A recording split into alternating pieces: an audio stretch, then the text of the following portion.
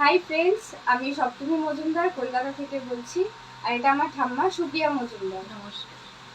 আমি আজকে প্রভেদার কিছু প্রোডাক্ট নিয়ে আপনাদের কাছে ফিডব্যাক শেয়ার করব। আমার ঠাম্মার কিছু কিছু অসুস্থতা ছিল, যেমন কিডনি, লিভার, হার্টের সমস্যা, থাইরয়েড, প্রেশার আর শ্বাসকষ্ট, কাশি। এবার আমি কিছু কিছু কথা বলি। আমার ঠাম্মার শ্বাসকষ্ট ছিল, ইনহেলার নিত, আর প্রেশারের ওষুধও নিত। ঠিক আছে, এই গিলয় তুলসী আর কাপ সিরাপ এই দুটো কিভাবে হেল্প করেছে।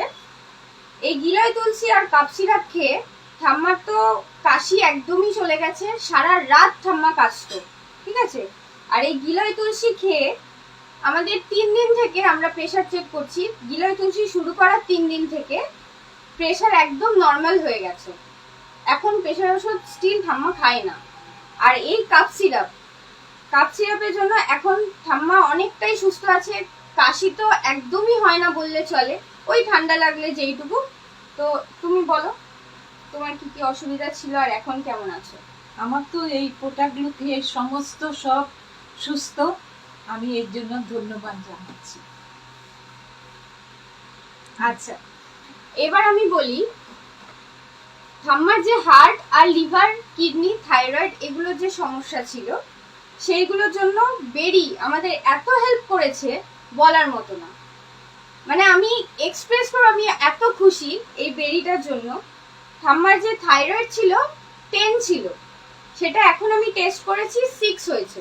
আমি আগামী দিনে আরো খাওয়াবো, তারপর আরো আপনাদেরকে এর ফিডব্যাক দেব।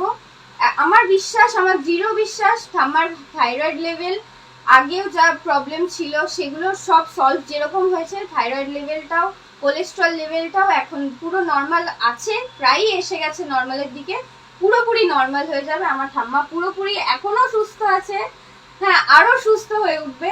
আমি এরপর আরো আপনাদেরকে ফিডব্যাক জানাবো। থ্যাংক ইউ প্রভেদাকে জানাই, আর ঠাম্মার পক্ষ থেকেও প্রভেদাকে জানাই থ্যাংক ইউ। জয় হিন্দ, জয় প্রভেদা।